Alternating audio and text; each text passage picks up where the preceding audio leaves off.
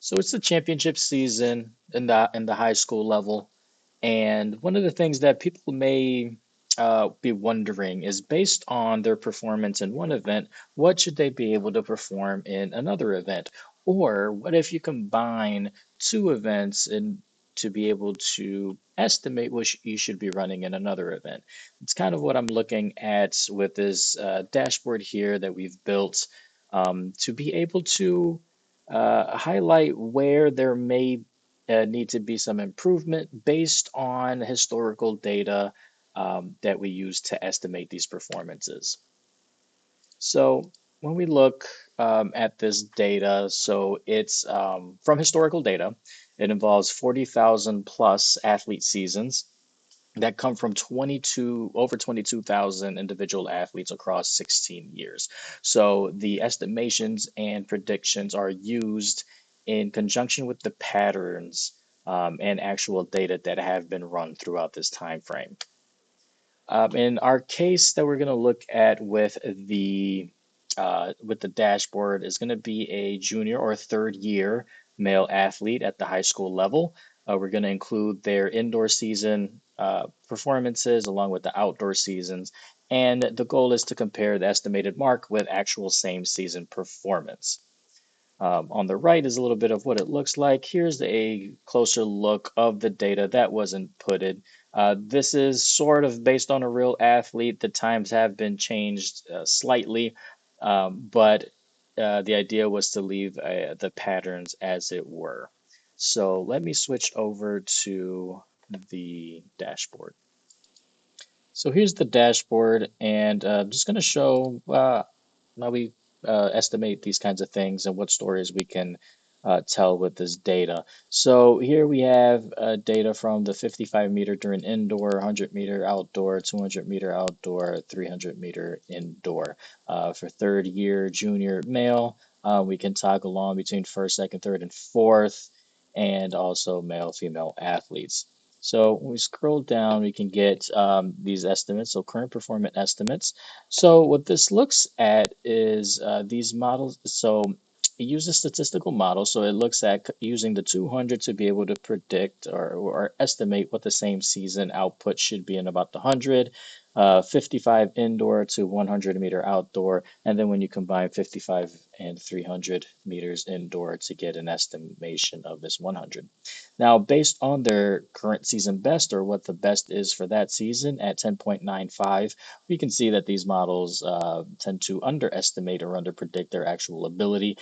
It tells us that there's something about the 100 meters itself with this athlete that they're better at this event, it seems like, based on historical data, than what their 200 meters or 55-meter performance would indicate.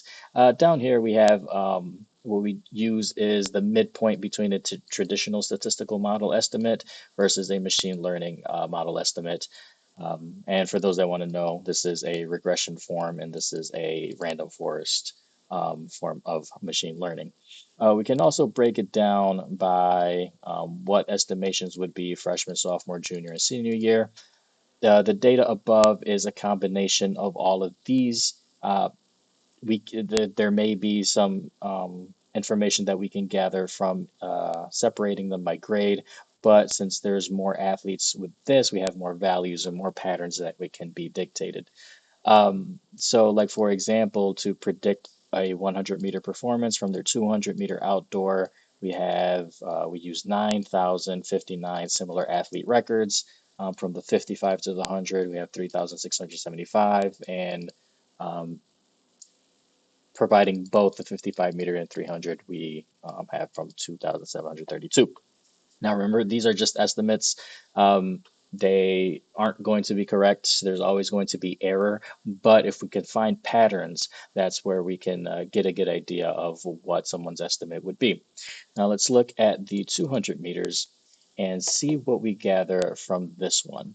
So what'll happen is now we have a few more data points to gather from. So we have 55 meters plus the 100-meter outdoor performance to be able to estimate their current performance, 100-meter outdoor to their 200, 55, 300, 55, and the 300 by itself.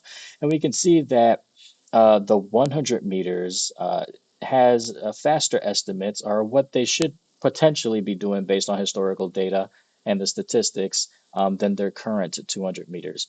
So, and this is where I mentioned in the previous one, where in the 100, it looks like there's something about the 100 meters that um, is faster than what the other values can predict. So we look at the 100 meters as being very efficient at acceleration and maximum speed.